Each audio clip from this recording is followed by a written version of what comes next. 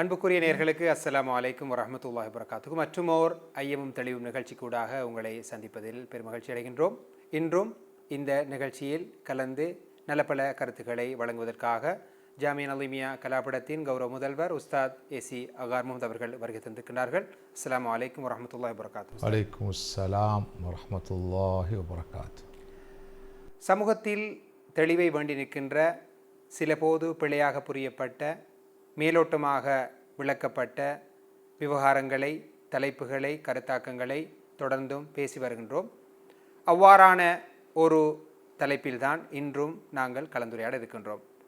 உஸ்தாத் அவர்களே, நாங்கள் கடந்த தொடர்களில் இபாதத் பற்றிய பார்வை, அறிவு பற்றிய இஸ்லாமிய கண்ணோட்டம், சகோதரத்துவம் குறித்த இஸ்லாத்தின் நிலைப்பாடு முதலான தலைப்புகளை கலந்துரையாடினோம். இன்று பெண்கள் குறித்து சில விடயங்களை உங்களோடு பேசி தெளிவு பெறலாம் என்று விரும்புகின்றோம். பெண்கள் என்று வருகின்ற பொழுது நமது முஸ்லிம் சமூகத்திலாக இருக்கலாம், ஏனைய சமயத்தர்களாக இருக்கலாம், இஸ்லாம் இந்த பெண்களை எவ்வாறு நடத்துகின்றது, பெண்களுக்கு உரிய இடம் இஸ்லாத்தில் வழங்கப்பட்டுள்ளனவா, ஒரு சாரார் பெண்களை இஸ்லாம் நசுக்கி ஒடுக்குகின்றது என்ற பேரிலெல்லாம் பேசுகின்றார்கள். நமது சமூகத்தில் கூட பெண்களுக்கு உரிய இடம் வழங்கப்படுவதில்லை, ஆணாதிக்கம் தான் மிகைத்திருக்கின்றது. இவ்வாறு பல விடயங்கள் வாத பிரதிவாதங்களுக்கு உட்பட்டு வந்திருக்கின்றன. நீங்கள் இந்த விடயத்தை, இவ்வாறான ஒரு விடயம் இந்த ஐயமும் தெளிவு நிகழ்ச்சி கூடாக பேசப்பட வேண்டுமா, இது குறித்து என்ன கருதுகின்றீர்கள்? பொதுவாகவே இஸ்லாம் தொடர்பில் எழுப்பப்படுகின்ற காமன் கொஸ்டின்ஸ் என்று சொல்வார்கள். எல்லா மட்டங்களிலும் எல்லோரும் போல இஸ்லாம் தொடர்பிலே கேட்கின்ற சில கேள்விகள் இருக்கின்றன. கண்டிப்பாக அந்த கேள்விகளில் ஒன்றாக இஸ்லாத்தில் பெண்கள் நிலை பற்றிய கேள்வி இருக்கும். இஸ்லாத்தில் பெண்களுக்கு உரிய இடம் வழங்கப்பட்டிருக்கிறதா, ஆண்களைப் போல் தான் பெண்கள் நடத்தப்படுகிறார்களா, இல்லை நீங்கள் சொன்னது போல அவர்கள் நசுக்கப்படுகிறார்களா, அவர்களுக்கு உரிய இடம் கொடுக்கப்படுகிறதா இல்லையா, உரிமைகள் வழங்கப்படுகின்றனவா இல்லையா, அவர்கள் முஸ்லிம் சமூகத்துக்குள்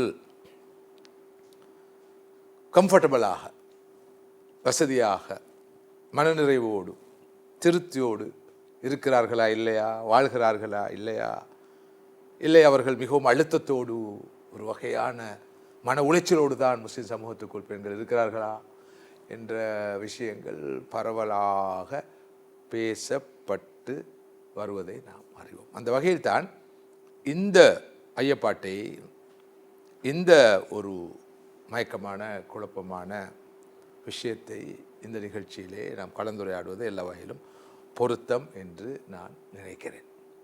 உண்மையில் உஸ்தாத் அவர்களே, நீங்களும் கூட உடன்படுகிறீர்கள்.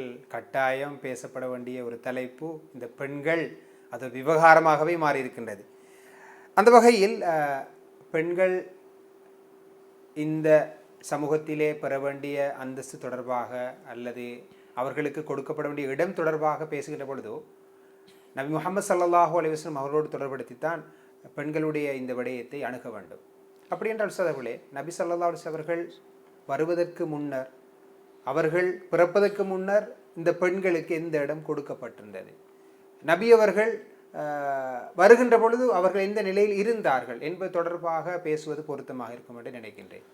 நிச்சயமாக இஸ்லாத்தில், முஸ்லிம் உம்மாவில், சமூகத்தில் பெண்களுக்கு உரிய இடம் என்ன, நிலை யாது என்பது தொடர்பாக பேசுகின்ற போது ஆரம்பமாக இஸ்லாத்துடைய வருகைக்கு முன்னர், ஸல்லல்லாஹு அலைஹி வஸல்லம் வருகைக்கு முன்னர் உலகளாவிய ரீதியில் பெண்கள் நிலை எவ்வாறு எப்படி இருந்தது என்பதை தெரிந்து கொள்ள வேண்டும். அப்போதுதான் இஸ்லாம் பெண்களுக்கு கொடுத்திருக்கிற இடம் யாது, அதன் முக்கியத்துவம் என்ன என்பதை நாம் சரியாக மதிப்பீடு செய்ய முடியும், புரிந்து கொள்ள முடியும். அந்த வகையிலே சுருக்கமாக சொல்வதாக இருந்தால், மனித இன வரலாற்றிலே ஆரம்ப காலங்களிலே பெண்களுக்கு உரிய இடம் சமூகத்தில் வழங்கப்பட்டிருக்கவில்லை என்பது ஒரு கசப்பான உண்மை. மனித வரலாற்றை போய் பார்க்கின்ற எவரும் இதனை புரிந்து கொள்ள முடியும். எல்லா நாகரிகங்களிலும், பாரசீக நாகரிகமாக இருக்கலாம், இந்திய நாகரிகமாக இருக்கலாம், ரோம நாகரிகமாக இருக்கலாம், கிரேக்க நாகரிகமாக இருக்கலாம், எங்கும் பெண்கள் சரியாக மதிக்கப்படவில்லை. சுருக்கமாக சொல்கிறேன், பெண்களை ஒரு நச்சு மரமாக பார்த்தார்கள், ஒரு கெட்ட ஆவியாக பார்த்தார்கள்.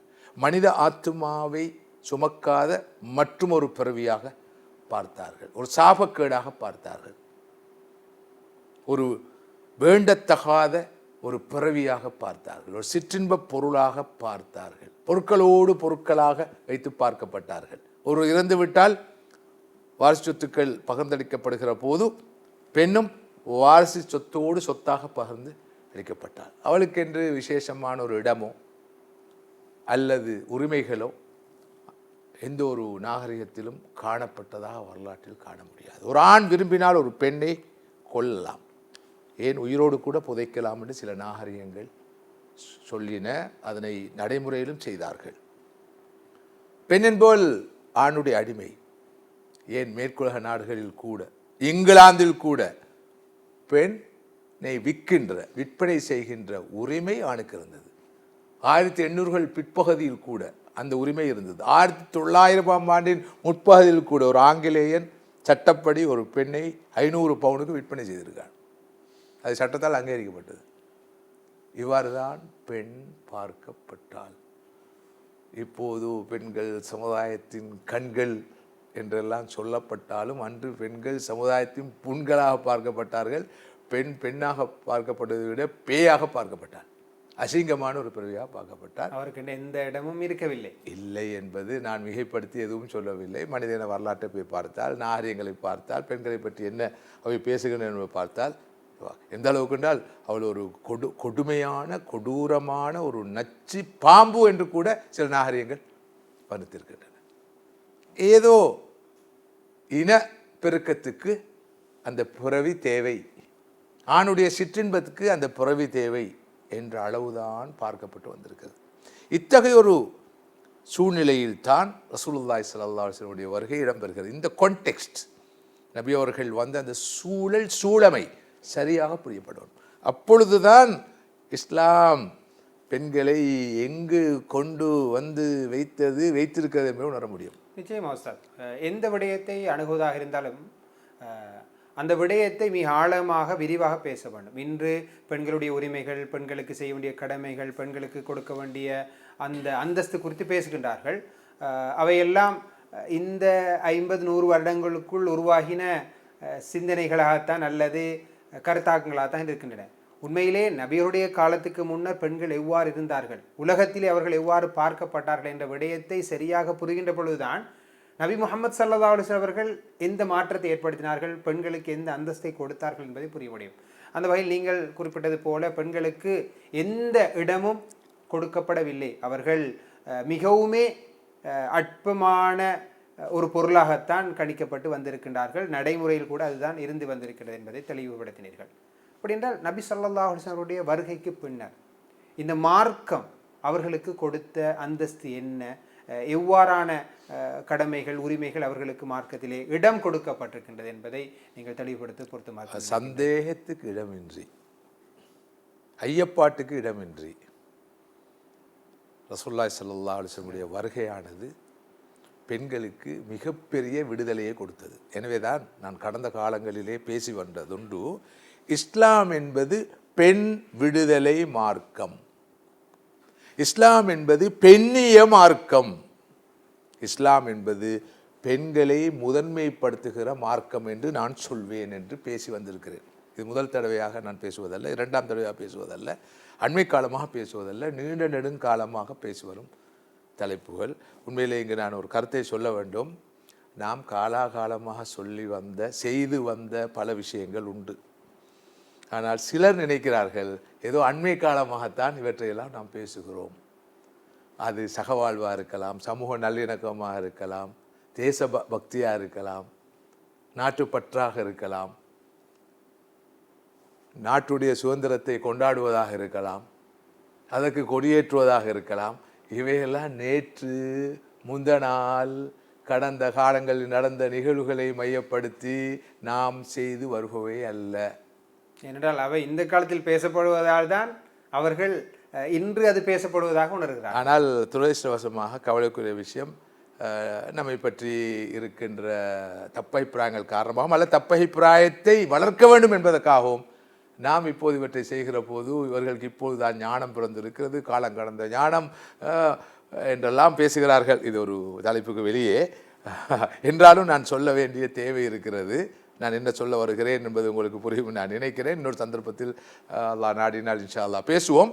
நான் சொல்ல வந்த விஷயம், ஏதோ முதல் தடவையாகத்தான் பேசுகிறோம். யார் யாரோ பெண்ணியம் பேசுகிறார்கள், பெண்ணிலைவாதம் பேசுகிறார்கள், ஃபெமினிசம் பேசுகிறார்கள். எனவே அவர்களுக்கு மறுப்பு சொல்ல வேண்டும். எனவே இது ஒரு வகையான அப்பாலஜெட்டிக் அப்ரோச், ஜஸ்டிஃபிகேஷன், நியாயப்படுத்துவதற்காக சொல்கிறார் என்பது அல்ல. என்னுடைய கடந்த கால உரைகளை, விரிவுரைகளை, கலந்துரையாடல்களை எடுத்து பார்த்தால், 30 ஆண்டுகளுக்கு முன்னால் பேசிய விஷயங்களை எடுத்து பார்த்தால், 25 ஆண்டுகளுக்கு முன்னால் பேசிய விஷயங்களை எடுத்து பார்த்தால், ஏதோ அதுக்கு மாற்றமாக புதிதாக இப்போது நாம் பேசுகிறோம் என்பது அல்ல. எதற்காக சொல்கிறேன் என்றால், அடுத்தவர்கள், கேட்பவர்கள், பார்ப்பவர்கள் நம்மை பிழையாக புரிந்து கொள்ளக்கூடாது என்பதற்காக சொல்கிறேன். ஒரு நம்பகத்தன்மையை வழங்குவதற்காக வலியுறுத்துவதற்காக நான் இதனை சொல்கிறேன். எனவே எல்லா காலமும் இதனை சொல்லி வந்திருக்கிறோம். இஸ்லாம் என்பது பெண் விடுதலை மார்க்கம் என்று சொல்லப்பட்டால், வர்ணிக்கப்பட்டால் அது பிழையானதல்ல. ஸல்லல்லாஹு அலைஹி வஸல்லம் அவர்கள் வந்த அந்த சூழ்நிலையிலே பெண்ணுக்கு எந்த இடமும் கிடையாது. வாரிசத்தோடு வாரிசத்தாக பார்த்தளிக்கப்பட்டாள், சிற்றின்ப பொருளாக பார்க்கப்பட்டாள். ஒரு பெண் குழந்தை இருப்பது, ஒரு வீட்டில் பிறப்பது ஒரு அவமானமாக, கேவலமாக, அசிங்கமாக பார்க்கப்பட்ட ஒரு காலம் அது. தனக்கு ஒரு பெண் குழந்தை கிடைத்துவிட்ட அந்த செய்தி கிடைத்தால் எப்படி அந்த ஆண், அந்த தந்தை மக்கள் கண்களில் படாமல் ஓடி ஒளிப்பான் என்று குர்ஆன் சொல்கிறது. முகமெல்லாம் கருத்து விடும் என்று குர்ஆன் சொல்கிறது. அத்தகைய ஒரு சூழ்நிலையில் தான் ஸல்லல்லாஹு அலைஹி வஸல்லம் அவர்கள் வந்து சொல்கிறார்கள், ஆண்களும் பெண்களும் சமமானவர்கள் என்று. ஆண்கள் பெண்கள் நீங்கள் படைக்கப்பட்டீர்கள் என்று சொல்லி குர்ஆன் சொல்கின்றது. வைதல் மௌஊதத்து சுயிலத், வைதல் மௌஊதத்து சுயிலத். அது எப்படிப்பட்ட வசனம்? அது எப்படிப்பட்ட வசனம்? அதாவது உலகம் அழியும் போது, யுக முடியும் போது நடக்கின்ற மிக பெண்ணாம் பெரிய விவகாரங்கள், பிரபஞ்சத்தில் நடக்கக்கூடிய பெண்ணாம் பெரிய பிறழ்வுகளை சொல்லிக் கொண்டு வந்து அந்த வரிசையிலே வைதல் மௌஊதத்து சுயிலத் பிஐ தம்பின் குதிலத், உயிரோடு புதைக்கப்பட்ட அந்த குழந்தை விசாரிக்கப்படுகிற போது எந்த ஒரு பாவத்துக்காக அந்த பெண் குழந்தை புதைக்கப்பட்டது என்று விசாரிக்கப்படுகிற அந்த நாளிலே நிலவரம் எப்படி இருக்கும் என்று குர்ஆன் மிக மிக கண்டிக்கும் தோணலை கேட்கிறது. அந்த அளவுக்கு பெண்களுடைய உரிமைக்காக பெண் குழந்தைகளை ஸல்லல்லாஹு அலைஹி வஸல்லம் அவர்கள் குரல் கொடுத்தார்கள். பெண் குழந்தைகளை கொலை செய்வதை, உயிரோடு புதைப்பதை, அவர்களை இம்சிப்பதை மிக கடுமையாக கண்டித்து அதை தடை செய்தார்கள் ஸல்லல்லாஹு அலைஹி வஸல்லம். அது மாத்திரமல்ல, என்னென்ன உரிமைகள்லாம் வழங்க வேண்டுமோ அவ்வளவு உரிமைகளையும் வழங்கினார். அதாவது வாரிசு சொத்திலே ஒரு அங்கமாக பார்க்கப்பட்டு வாரிசு சொத்தோடு வாரிசு சொத்தாக பகிர்ந்தளிக்கப்பட்ட பெண்ணுக்கு ஸல்லல்லாஹு அலைஹி வஸல்லம் அவர்கள் வாரிசு சொத்தில் பங்கு கொடுக்கிறார்கள். இப்போது இவர்கள் கேட்கிறார்கள், அது என்ன ஆண்களுக்கு 2 பங்கு, பெண்களுக்கு 1 பங்கு, பெண்களுக்கு மட்டும் 1 பங்கு, ஆண்களுக்கு 2 பங்கு, இல்லை தக்கரை மிஸ்லுவாதில் உன்சையன். அங்கு கூட தவறான புரிதல் இருக்கிறது. இது உண்மைதான், குர்ஆன் தெளிவாக சொல்கிற உண்மை. ஆணுக்கு 2 பங்குகள், பெண்ணுக்கு 1 பங்கு. ஆனால் ஆணுக்கு 2 பங்குகள், பெண்ணுக்கு 1 பங்கு என்ற இந்த மார்க்கத்துடைய நிலைப்பாடு, குர்ஆனுடைய இந்த வழிகாட்டல், போதனை, கட்டளை வெறுமனே ஒரு அரைகுறை மார்க்கம் உள்ள சமூகத்திலே பிரயோகிக்கப்படுகிற போது பெண்களுக்கு அநீதி இழைப்பதாகத்தான் கொள்ள வேண்டி இருக்கும். ஆனால் இஸ்லாமிய சமூகத்திலே ஒரு பெண்ணுடைய நிலையை பாருங்கள். பெண்ணுக்கு எந்த பொறுப்பும் கிடையாது, எந்த பொறுப்பும் கிடையாது. எல்லாம் ஆணுக்கு தான். திருமணம் முடித்து கொடுக்க வேண்டும் யாரு? பெற்றோர், தந்தை, மூத்த சகோதரன், ஆண்கள் தான் திருமணம் எடுத்து கொடுக்க வேண்டும். பிறகு யார் கொடுக்க வேண்டும்? உடை, கிஸ்வா, ஆண் கணவன். யார் கொடுக்க வேண்டும்? நஃபகா, வாழ்வாதாரம், கணவன். யாரு கொடுக்க வேண்டும்? வீடு, கணவன். மஹர் யார் கொடுக்க வேண்டும்? கணவன். குழந்தையா இருக்கும் போது யார் பார்க்க வேண்டும்? வாப்பா. தந்தை இல்லாத போது யார் பார்க்க வேண்டும்? சகோதரர்கள். அதுக்கு பிறகு யார் பார்க்க வேண்டும்? கணவன். அதுக்கு பிறகு யார் பார்க்க வேண்டும்? ஆண் பிள்ளைகள். ஒரு பெண் இஸ்லாமிய சமூகத்திலே நான் வளமையாக சொல்லுவேன் அதிதி, அதிதி, கெஸ்ட். ஆனால் இன்று அகதியாக இருக்கிற, அது வேற விஷயம். அதிதி, அவருக்கு எந்த பொறுப்புகளும் இல்லை, பொறுப்பு கூறல் இல்லை, வகை கூறல் இல்லை. ராணி போன்றுதான் அவர். ராணிதான், ராணிதான். இன்று அப்படி இருக்கிறாரா இல்லையான்றது வேற விஷயம். ஆனால் குர்ஆனும் சுன்னாவும் மார்க்கம் அதனை உத்தரவாதப்படுத்தியிருக்கிறதா இல்லையாண்டால் உத்தரவாதப்படுத்தியிருக்கிறது. ஆனால் ஒரு உண்மையை சொல்லாமல் இருக்க முடியாது. இவ்வாறு சொல்கிற போது நாம் மிகைப்படுத்தி சொல்வதாக அமைந்துவிடக்கூடாது. இஸ்லாம் ஆண்களையும் பெண்களையும் சமமாக நடத்துகிறதா, சமநிலையில் வைத்து பார்க்கிறதா? இல்லை. அவர்களுக்கு கொடுக்கின்ற சம அந்தஸ்தை அவர்களுக்கு நிகருக்கு நிகராக இல்லை என்ற பார்வை இல்லை சமதென நிசித்தென. இஸ்லாம் பெண்களுக்கு ஆண்களுடன் சமமான நிலையை, ஆண்களுக்கு நிகரான நிலையை கொடுக்கவில்லை. ஆனால் நிசித்தன உரிய இடத்தை கொடுத்திருக்கிறது. ஒன்று இருக்கிறது சம நிலை, இன்னொன்று இருக்கிறது உரிய நிலை. உரிய நிலையை கொடுத்திருக்கிறது. உரிய நிலையை கொடுத்திருக்கிறது என்றால் கருத்து என்ன? அவருடைய இயல்பு தன்மையை பொறுத்து அதற்குரிய இடத்தை கொடுப்பது. அது மாத்திரமல்ல, அது முக்கியமானது. அதனோடு ஒவ்வொரு சந்தர்ப்பத்திலும் வித்தியாசமான நிலைகள் வரும். உதாரணமாக மனைவி என்ற நிலையில் ஆணுடைய அந்தஸ்து அதிகரிக்கும். அர்ரிஜாலு கவ்வாமுன அலன் நிஸா. ஆனால் தாய் என்ற நிலையில் யாருக்கு இடம்? தாய்க்குத்தான், பெண்ணுக்குத்தான். எத்தனை இடங்கள்? 3 இடங்கள். முதலாம் இடமும் பெண்ணுக்கு, 2ஆம் இடமும் பெண்ணுக்கு, 3ஆம் இடமும் பெண்ணுக்கு தாய் என்ற நிலையில், 4ஆம் இடம்தான் ஆணுக்கு தகப்பன் என்ற நிலையில். 3 இடங்கள் கிடைக்கின்றன. வாரிசு சொத்திலே சில சந்தர்ப்பங்களில் ஆணுக்கு 2 பங்குகள், பெண்ணுக்கு 1 பங்கு. ஆனால் மற்றும் 20க்கும் மேற்பட்ட சந்தர்ப்பங்களிலே ஆணை விட பெண் கூடுதலாக பங்குகளை பெறும் வாய்ப்பு இஸ்லாமிய வாரிசுரிமை சட்டத்திலே இருக்கிறது. இது பற்றியெல்லாம் பேசப்படுவதில்லை, கலந்துரையாடப்படுவதில்லை, விளக்கப்படுவதில்லை. என்ன 2 பங்கு 1 பங்கு என்று தான் கேட்கிறார்களே தவிர, எப்படியெல்லாம் ஒரு பெண்ணுக்கு வாரிசு சொத்திலே மனைவி என்ற நிலையில் மாத்திரமல்லாமல் தாய் என்ற நிலையில், பாட்டி என்ற நிலையில், சகோதரி என்ற நிலையில், இன்னும் இன்னும் இன்னும் எத்தனையோ நிலைகளிலே பங்குகள் கிடைக்கும். வாரிசு உரிமை மாத்திரமல்ல, ஒரு கணவன் மனைவி என்ற வகையிலே திருமணம் முடிக்கின்ற பொழுது கணவனாக அவர் மகரை கொடுக்கின்றார். நீங்கள் ஏற்கனவே சொன்னது போன்று அவருடைய அனைத்து செலவினங்களையும் பொறுப்பெடுக்கின்றார். அதே நேரம் அந்த பெண்ணுடைய தந்தை மரணிக்கின்ற பொழுது வாரிசுரிமை என்ற வகையில் அவருக்குரிய பங்கு கிடைக்கின்றது. இவர் இன்னொரு பல வகையில் பெண்ணுக்கு உரிய பங்கு கிடைத்திருக்கின்றது. இவற்றையெல்லாம் ஒருவர் புரிந்து கொள்வார். நீங்கள் ஏற்கனவே குறிப்பிட்டது போல நபி அவர்கள் வருவதற்கு முன்னர் இந்த சமூகத்திலே பெண்களுக்கு எந்த இடம் இருந்தது என்பதை சரியாக விளங்கி ஒருவரால் தான் நபி அவர்கள் எந்த அந்தஸ்தை பெண்களுக்கு கொடுத்தார்கள் என்பதை சரியாக உணர முடியும்.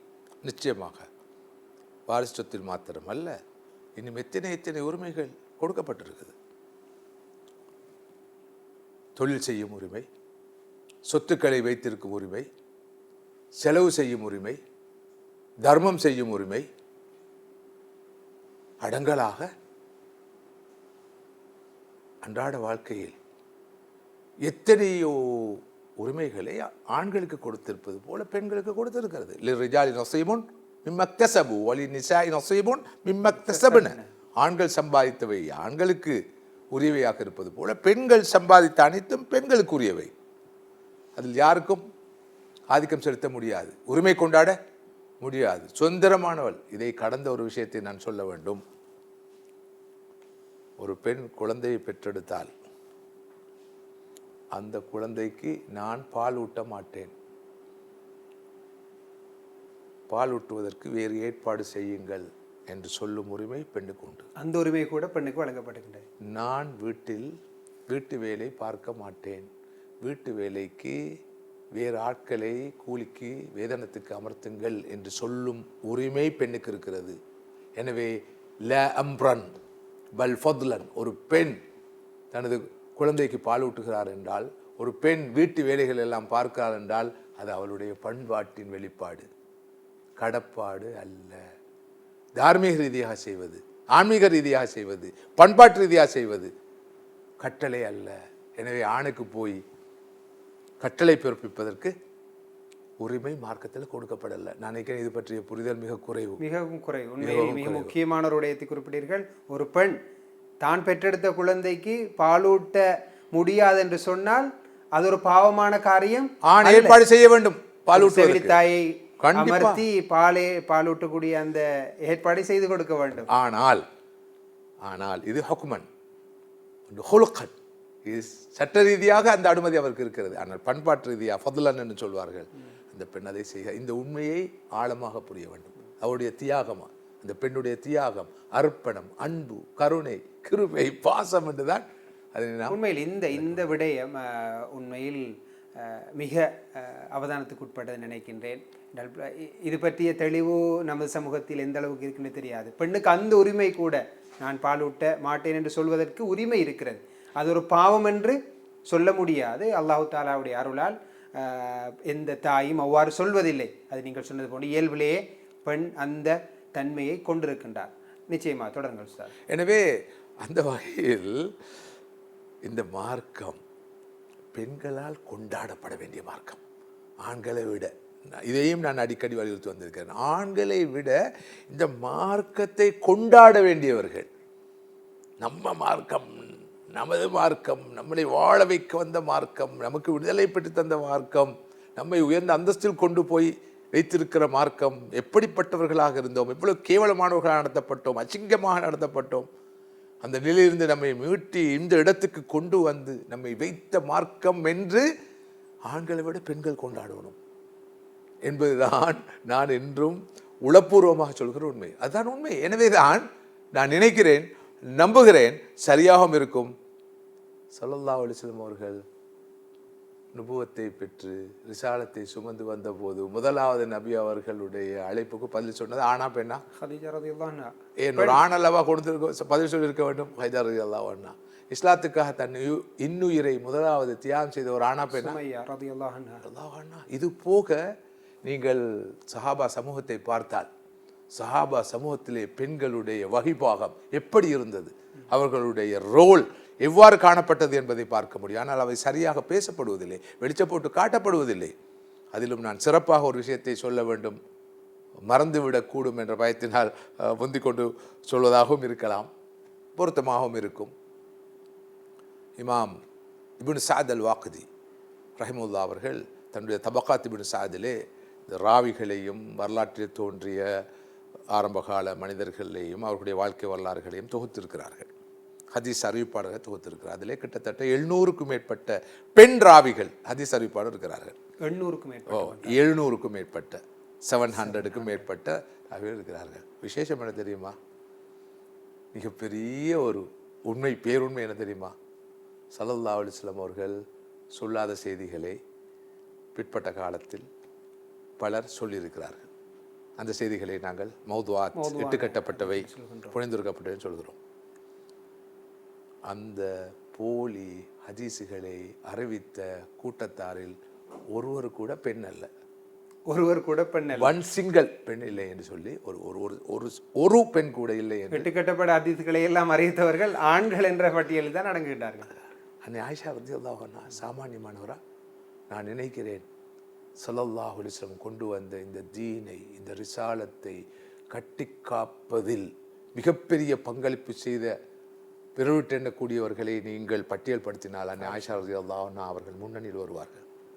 அவர்கள் முஃபஸ்ஸிரா, அவர்கள் முஹத்திஸா, அவர்கள் ஃபகீஹா, அவர்கள் தபீபா, பல துறைகளிலும் அவர்கள் ஆழமான அறிவு பெற்றவர்களாக இருந்தார்கள். ஸல்லல்லாஹு அலைஹி வஸல்லம் அவர்களுடைய தனிப்பட்ட வாழ்க்கை, அந்தரங்க வாழ்க்கை, குடும்ப வாழ்க்கையை பற்றி துல்லியமாக அதிகமான செய்திகளை தந்திருப்பவர்கள் அன்னை ஆயிஷா ரலியல்லாஹு அன்ஹா அவர்கள். பிற்பட்ட கால தாபீன்கள் சொல்கிறார்கள், நமக்கு ஒரு அல் குர்ஆன் வசனம் பற்றிய தெளிவு கிடைக்கவில்லையா, ஆயிஷா ரலியல்லாஹு அன்ஹாவை அணுகினால் போதும், கண்டிப்பாக அதற்குரிய விளக்கம் கிடைக்கும். ஒரு ஹதீஸை பற்றிய ஒரு மயக்கம் இருக்கிறதா, அன்னை ஆயிஷா ரலியல்லாஹு அன்ஹா அவர்களை போய் அணுகினால் அதற்கான தெளிவு கிடைக்கும். அந்த அளவுக்கு மார்க்கத்துறையிலே, அறிவுத்துறையிலே பிரகாசிக்கின்ற ஒரு நட்சத்திரமாக அல்ல, ஒரு முழு மதியாக அன்னை ஆயிஷா ரலியல்லாஹு அன்ஹா அவர்கள் இருந்தார்கள். ஒரு ஆயிஷா அல்ல. சில போது நினைக்கலாம், வளமையாக 5-6 பேரை வச்சு கொண்டிருக்கிறாங்க சொல்கிறதுக்கு பெண்கள்னு சொல்லி. இல்லை, ஒரு ஆய்வாளர் இருக்கிறார், இப்போது யூகேயிலே இருக்கிறார், கலாநிதி அக்ரம் நத்வி அவருடைய பேர். அங்கு ஆக்ஸ்போர்ட் பல்கலைக்கழகத்திலே இருக்கிற கேம்பிரிட்ஜ் பல்கலைக்கழகம் நினைக்கிறேன், அல்லது ஆக்ஸ்போர்ட் பல்கலைக்கழகத்தில் இருக்கிற இஸ்லாமிய ஒரு ஆய்வு நிலையம் இருக்கிறது. அதிலே இப்போதும் அவர் ஆய்வாளராக இருக்கிறார், விரிவுரையாளராக இருக்கிறார். அவரை நான் நேரடியாக சந்தித்திருக்கிறேன். அவர் இப்போது ஒரு 15-20 ஆண்டுகளுக்கு முன்னால் ஒரு ஆய்வை ஆரம்பித்தார். இஸ்லாமிய வரலாற்றில் தோன்றிய பெண் அறிஞர்கள், இஸ்லாமிய வரலாற்றில் தோன்றிய பெண் அறிஞர்கள், வளவாளர்கள் பற்றிய தகவல்களை திரட்ட வேண்டும் என்று ஒரு சாதாரண ஆய்வாக அதனை அவர் முன்னெடுத்தார். நான் அவரை கடைசியாக சந்தித்த போது மாத்திரம் 7000 அறிஞர்களுடைய, பெண் அறிஞர்களுடைய, இஸ்லாமிய பெண் அறிஞர்களுடைய தகவல்களை திரட்டியிருந்தார். பல பாகங்களாக வந்திருக்குது. அவர் சொன்னார், இன்னும் முடியலை, நான் நினைச்சேன் மிக குறைவாக இருக்கும் என்று இது முடிவில்லாமல் போய்கொண்டிருக்கு. எத்தனை பாகங்கள் வருமோ தெரியவில்லை என்று அவர் சொன்னார். அதாவது வரலாற்றில் ஆரம்பகால மக்கள் குறிப்பாக சிறப்பாக இதான் இஸ்லாமிய உம்மாவிலே பெண்கள் வகித்த வகைபாகம். இன்று அந்த நிலை இல்லை சில சமூகங்களில். அது நமது தவறு. நீங்கள் ஒரு வார்த்தையை பயன்படுத்தினீர்கள், முஸ்லிம் சமூகம் என்பது ஆணாதிக்க சமூகமாக இருக்கிறது. அது வாஸ்தவத்தில் பல சமூகங்களிலே உண்மையாக கூட இருக்கலாம், இல்லாமல் இல்லை. அதற்கு காரணம் இஸ்லாம் அல்ல, பிழையான புரிதல். இஸ்லாம் பற்றிய பிழையான புரிதல், இஸ்லாத்தில் பெண்களுக்கு வழங்கப்பட்டிருக்கிற அந்தஸ்து பற்றிய நிலை பற்றிய பிழையான புரிதல், சமூகத்தின் சரிபாதியாக சமபாதியாக நின்று சமூக மேம்பாட்டுக்காக தீனுடைய மேம்பாட்டுக்காக பங்களிப்பு செய்ய வேண்டிய பெண்களை நாம் ஓரங்கட்டி வைத்திருக்கிறோம். அவருடைய சமூக பங்கேற்பு குறைவு, அதுக்கு மார்க்க முலாம் பூசி இருக்கிறோம். ஷரியாவுடைய வரம்புகளை பேணி, அஜ்னபி மஹ்ரமி வரையறைகளை பேணி சமூகத்தை கட்டியெழுப்பும் விஷயத்தில், வலுவூட்டும் விஷயத்தில் பெண்களுடைய பங்கேற்பு இன்றியமையாது. ஆண்கள் மாத்திரம் பங்கேற்று முன்னெடுக்கிற எந்த ஒரு அபிவிருத்தி திட்டமும் அரைகுறையானதாக இருக்கும் என்றால் அடுத்த பாதி இல்லை அல்லவா?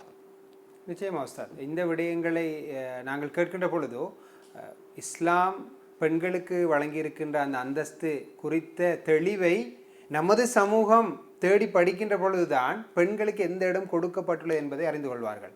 வெறுமனே அது முஸ்லிம்களுக்கு எதிரான சக்திகளாக இருக்கலாம், அல்லது இஸ்லாத்துக்குள் இருக்கின்ற நம்மவர்கள் சொன்னாலும் கூட பெண்களுக்குரிய இடம் எவ்வாறு வழங்கப்பட்டிருக்கின்றதை புரிய வேண்டுமானால் பெண்கள் எப்படி இருந்தார்கள் என்பதை கட்டாயம் நீங்கள் சொன்ன விடயங்கள், பெண் ராவிகள் உடைய தபக்காத் பின் சாதிலே வந்திருக்கின்ற விடயமாக இருக்கலாம், நபி ஸல்லல்லாஹு அலைஹி வஸல்லம் வாழ்க்கை வரலாற்றை படிக்கின்ற பொழுது பெண்களுக்கு கொடுத்துக்கின்ற அந்தஸ்தாக இருக்கலாம். சில விடயங்களை உதாரணங்களுக்காக நீங்கள் குறிப்பிட்டீர்கள். எனவே ஆரம்பமாக வரலாற்று ஒளியிலும் குறிப்பாக சிறப்பாக சீராவின் ஒளியிலும் பெண்கள் எவ்வாறு இருந்தார்கள், நடத்தப்பட்டார்கள் என்ற விடயத்தை நானும் நீங்களும் குறிப்பாக நமது சமூகம் தெளிவாக படிக்கின்ற பொழுதுதான் பெண்களுக்கு இஸ்லாம் கொடுக்கின்ற அந்த அந்தஸ்தை புரிந்து கொள்வார்கள். நிச்சயமாக இது கூட இந்த ஐயமும் தெளிவு நிகழ்ச்சி கூடாக நல்லொரு களமாக இந்த நிகழ்ச்சி அமைகின்றது என்று நம்புகின்றேன். உண்மையில் இங்கு நான் மற்றும் ஒரு தெளிவையும் இந்த நிகழ்ச்சி கூடாக வழங்க வேண்டும் என்று நினைக்கிறேன். இவ்வாறெல்லாம் நீங்கள் பேசினாலும் மூடி மூழ்கினாலும் யதார்த்தத்தில் பெண்கள் நசுக்கப்படுகிறார்கள். சுதந்திரமாக அவர்கள் ஆடை அணியக்கூட நீங்கள் அனுமதிப்பதில்லை. முழு உடம்பையும் மறைத்து கொண்டு இந்த நாகரிகமான உலகத்திலே அவர்கள் வெளியே செல்ல வேண்டிய, சஞ்சரிக்க வேண்டிய நிலைமை இருக்கிறது. ஆண்கள் சுதந்திரமாக ஆடை அணிகிறார்கள், பெண்களையோ மூடி மறைத்து அவர்களை நீங்கள் அடக்கி ஆளுகிறீர்கள், கொடுமைப்படுத்துகிறீர்கள் என்பது பரவலாக சொல்லப்படுகிற ஒரு பிரச்சனை. யமன் நாட்டை சேர்ந்த ஒரு மனித உரிமை செயற்பாட்டாளர்கள் தவக்குல் கர்மான், அவரோடு நாம் முழுமையாக உடன்படுகிறோம் என்பதல்ல, அல்லது முரண்படுகிறோம் என்பதும் அல்ல. இந்த ஒரு விஷயத்துக்காக மட்டும் அவரை நான் மேற்கோள் காட்டுகிறேன். விரும்பிய வருத்து அவர் சர்வதேசத்திலே நன்கறியப்பட்ட ஒரு ஆளுமை.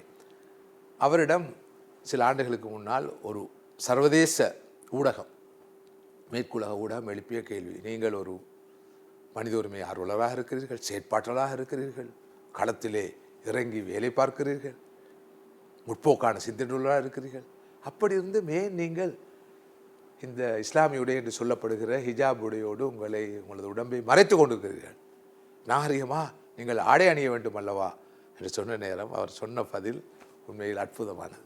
அவர் சொன்னார், மனிதன் நாகரிகம் அடையாத காலத்தில், மனித இனத்தின் ஆரம்ப காலத்தில், துவக்க காலத்தில் மனிதன் ஆடை இல்லாமல் இருந்தார், நிர்வாணமாக இருந்தார்.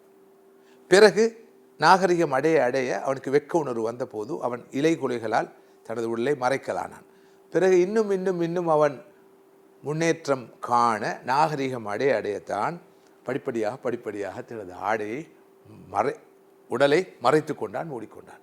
நாகரிகத்தின் உச்சத்தை அடைந்த போதுதான் மனிதன் உடலை ஒழுங்காக முறையாக முழுமையாக மறைத்து கொண்டான். அது வரைக்கும் அவனுக்கு ஒரு வெட்க உணர்வு இருக்கவில்லை. அறிவு பிறந்த பின்னால், தெளிவு பிறந்த பின்னால், அவன் சிந்திக்க ஆரம்பித்ததன் பின்னால், நாகரிகம் அடைந்தது பின்னால் தான் தெளிவு வந்தது. எனவே நாங்கள் நாகரிகத்தின் உச்ச நிலையில் இருக்கிறோம், முழுமையாக நாகரிகம் அடைந்திருக்கிறோம். அதனால் உடம்பை நாம் முழுமையாக மறைத்து கொள்கிறோம். ஆடை குறைப்பு என்பது நாம் மீண்டும் அந்த காலத்துக்கு, பழைய காலத்துக்கு, மனிதன் நாகரிகம் அடையாத காலத்துக்கு செல்லும் ஒரு நிலையாகவே பார்க்க வேண்டி இருக்கிறது என்று சுருக்கமாக சொன்னார். இதுதான் மிகப்பெரிய உண்மை. ஏன் ஒரு பெண்ணுடைய உடம்பு மறைக்கப்பட வேண்டும்? அது மிக தெளிவான விஷயம். பெண் என்பவள் ஒரு கவர்ச்சியானவள். பெண்ணுடைய உடல் உறுப்புகள் தான் கவர்ச்சியானவை. அது காட்சிப்படுத்தப்பட வேண்டிய ஒன்று அல்ல, அது மறைக்கப்பட வேண்டிய. ஆரம்பத்திலும் சொன்னீர்கள் அந்த சமத்தன நிசித்தன. இந்த இடத்திலே சம அந்தஸ்து, அவருக்கு நிகரான உரிமையை கொடுக்க வேண்டும் என்பதை விட அந்த பெண் அவளுக்கே உரிய இயல்பில் இருக்கிறாள், தன்மை கொண்டவளாக. எனவே அந்த இடத்தில் அவள் முழுமையாக மறைக்க வேண்டும் என்ற இடம் மார்க்கத்திலே சொல்லப்படுது. மறுபக்கம் சொல்லுவோம், தங்க நகைகள் அணிவது ஆண்களுக்கு ஹராமாக்கப்பட்டிருக்கிறது, பெண்களுக்கு அனுமதிக்கப்பட்டிருக்கு. பட்டாடை பெண்களுக்கு அனுமதிக்கப்பட்டிருக்குது, ஆண்களுக்கு தடை செய்யப்பட்டிருக்கிறது.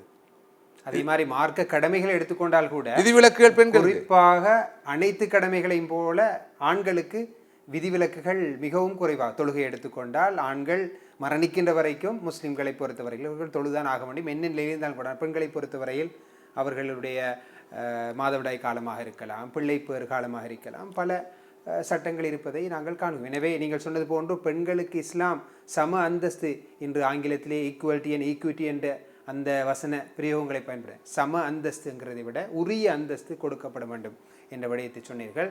உண்மையில் உஸ்தாத் அவர்களே, இந்த தலைப்பு மிக விரிவாக மிக நீண்ட நேரம் பல கோணங்களில் அலசப்பட வேண்டிய ஒரு தலைப்பு. இருந்தாலும் இந்த ஐயமும் தெளிவும் நிகழ்ச்சிக்கு ஊடாக நாங்கள் சொல்ல வருகின்ற கருத்து சமூகத்துக்கு தெளிவுபடுத்த விரும்புகின்ற விடயம் என்னவென்றால், பெண்களுக்கு இந்த மார்க்கம் உரிய அந்தஸ்தை கொடுத்திருக்கின்றது, இடத்தை கொடுத்திருக்கின்றது.